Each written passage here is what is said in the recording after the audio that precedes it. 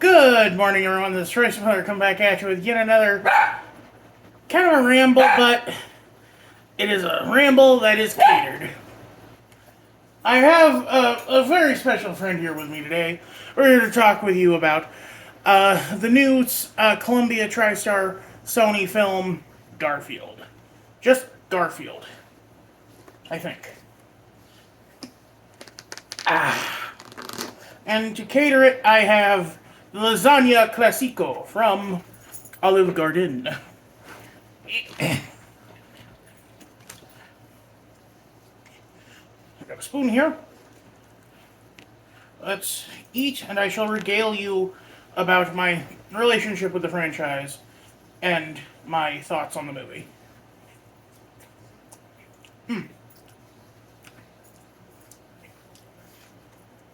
Hey!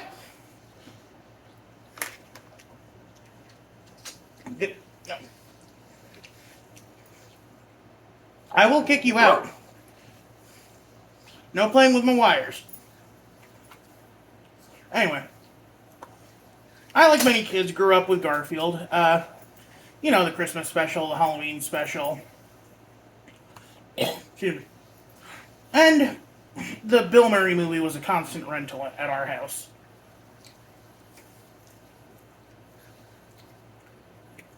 Or rather, the sequel was. First one was kind of meh. Second one, it had Tim Curry and Billy Connolly. Infamously, Bill Murray himself only signed on to the film because he thought the Joel Coen of the Coen brothers was writing for it. It was actually a different Joel Coen, who also has actually a bit of a pedigree when it comes to film. He was one of the scriptwriters for the original Toy Story.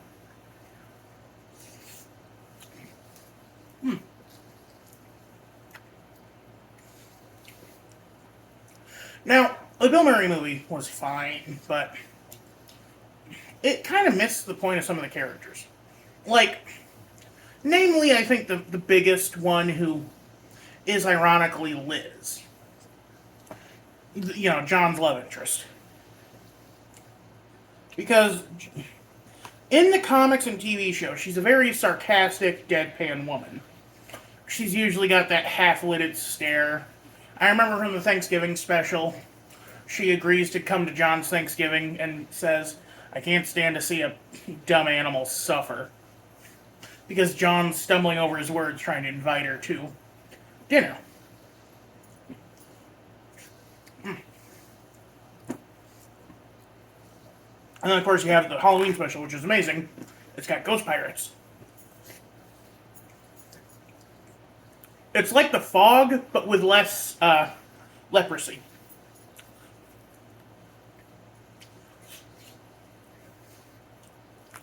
The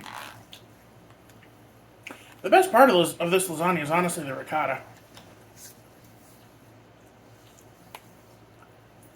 Anyway, so the new film opens up with the part in the trailer where Garfield's father leaves him in the...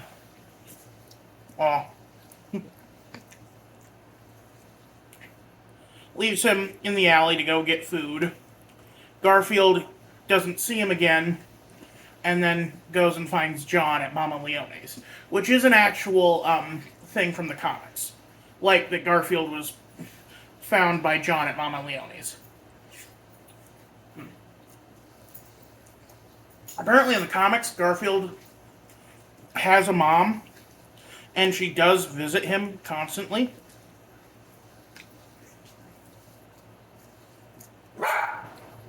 It's just that she knows Garfield isn't cut out to be a street cat.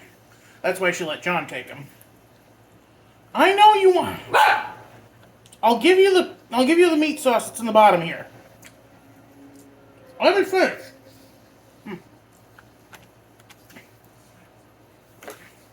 Clark did not get to go to the movie with us, obviously. He is not a special needs dog. Or, he's not a...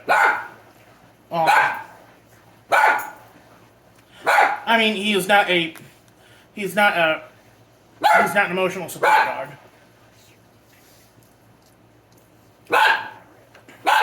Hey! Shh! Boop on the nose. Be quiet.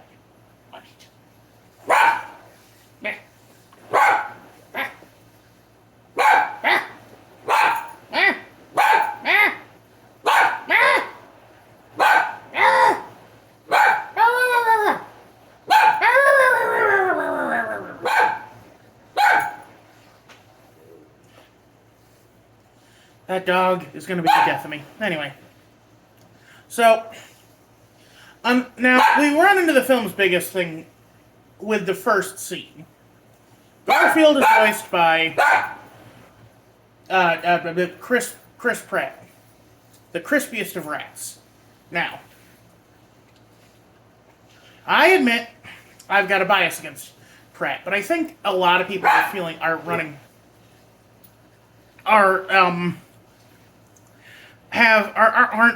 ultra big fan of his anymore, just because he's in so much stuff. Okay, the reason Emmett worked was because Emmett was written for him.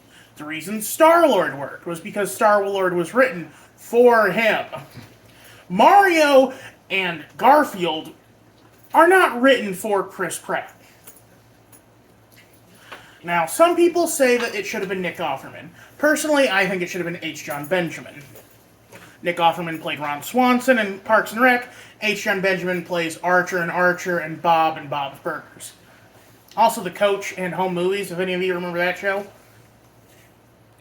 Both of whom are great at deadpan voices, which Garfield has. Oh, that reminds me, there's actually a very there's kind of a cute reference to Garfield's original voice actor, Lorenzo Music.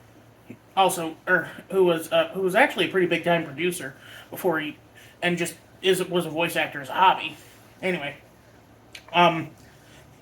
here, why don't you lick the curry cup? It's not actually curry. It's more like it was kind of a chicken dish that my brother made at work. It's curry for old people. Let's call it that. There we go. Anyway. Baby Garfield goes by a store called Lorenzo's Music Store. And so, we cut to the present, 5 years later. Garfield is now, let's see, I believe cat years is 5 times to the human. So, 5 years he'd be 25. Let's put it between 25 and 35, since 35 is dog years. And Odie is in the film too. Weirdly, they change. Odie has always been like just this doofy goofball who's kind of like the victim of Garfield's antics. But in this film, he's closer to the Kato, to Garfield's Green Hornet, the much more competent sidekick. The Destro to his Cobra Commander. The Darth Vader to his Emperor Palpatine. Not that Emperor Palpatine was incompetent. But Sheev still had some diplomacy in him. Vader was much more straightforward.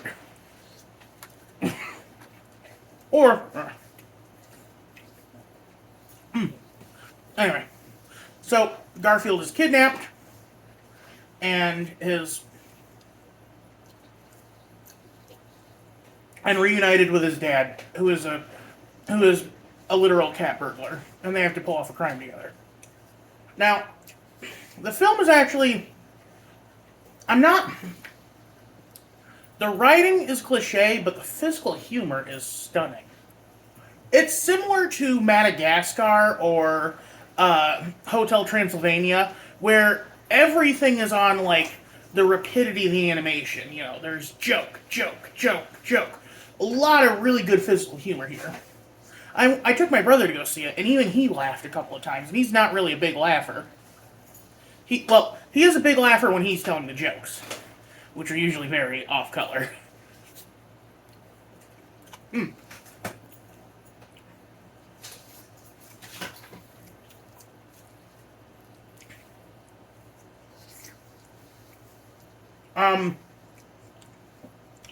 I don't want to spoil the whole movie. Not there is much to spoil. You can tell what's happening from word go.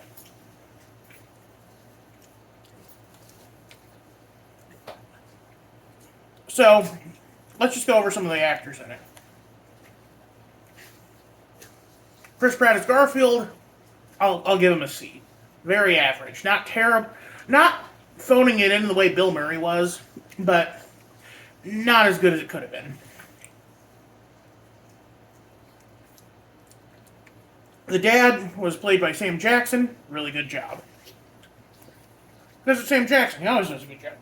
Here you go, boy.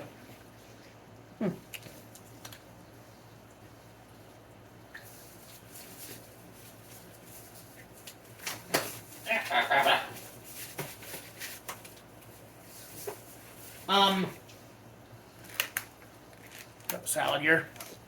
Did they give me a fork? Yes, they did. Oh, is this where they put the Parmesan too? I can just put the Parmesan on the salad.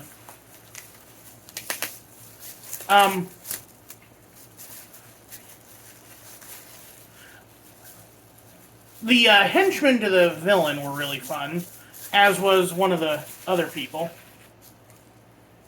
Oh, they included the mint. That's nice of them.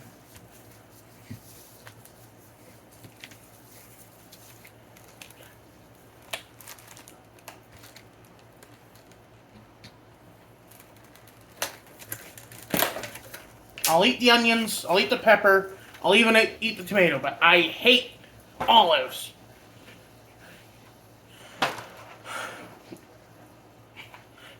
We'll take off a little bit of the onion.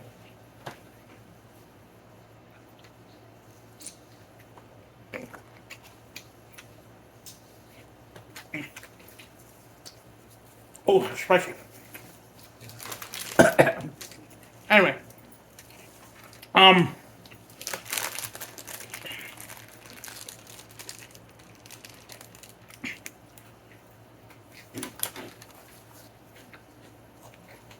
The henchmen do a really good job.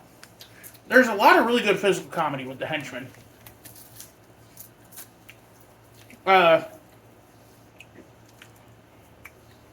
Like, just because one of them is one of those, like, really foldy dogs.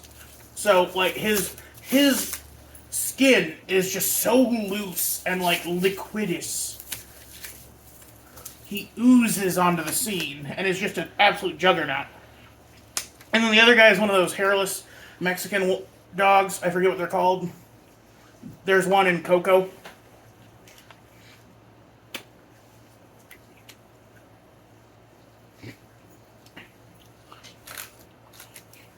Time to toss the salad, and I'm not talking sex. I wish they let me pick ranch. I like ranch. At least better than Italian.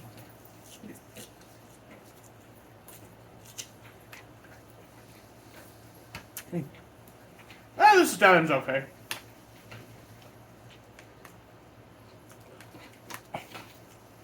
Oh, and then there's a weird cameo by Snoop Dogg where he plays a pound, where he plays a cat in the pound.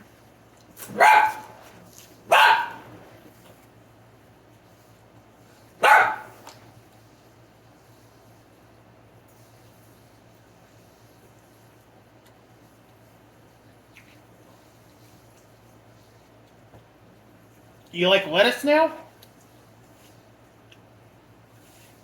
This dog eats grass.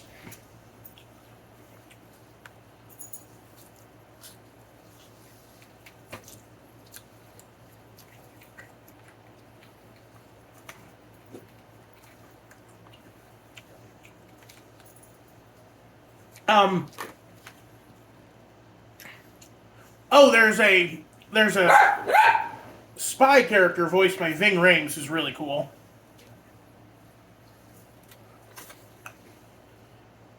I'm just gonna be sharing my salad with this dog. Can dogs eat lettuce? I hope they can. It's liquid water. If they can't eat lettuce, I'm gonna be really pissed.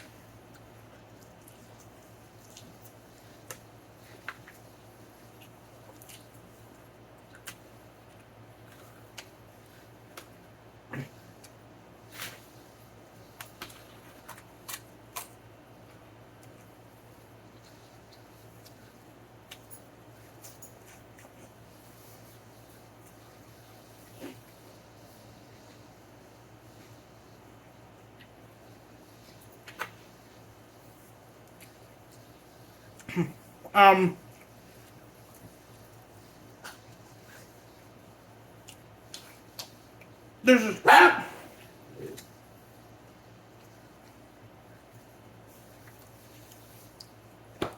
The dog likes lettuce.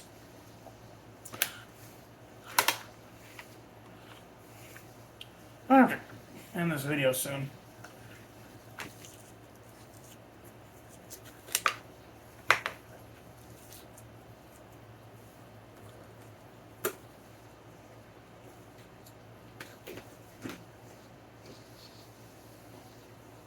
Ow.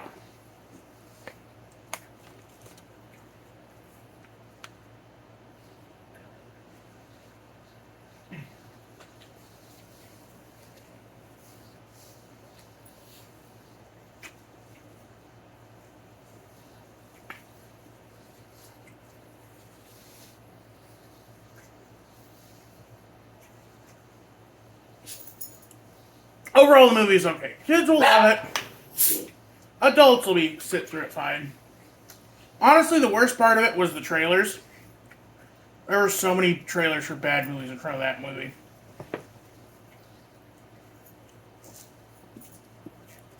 Anyway, I gotta get him situated. Y'all go to the Miller. I'm out.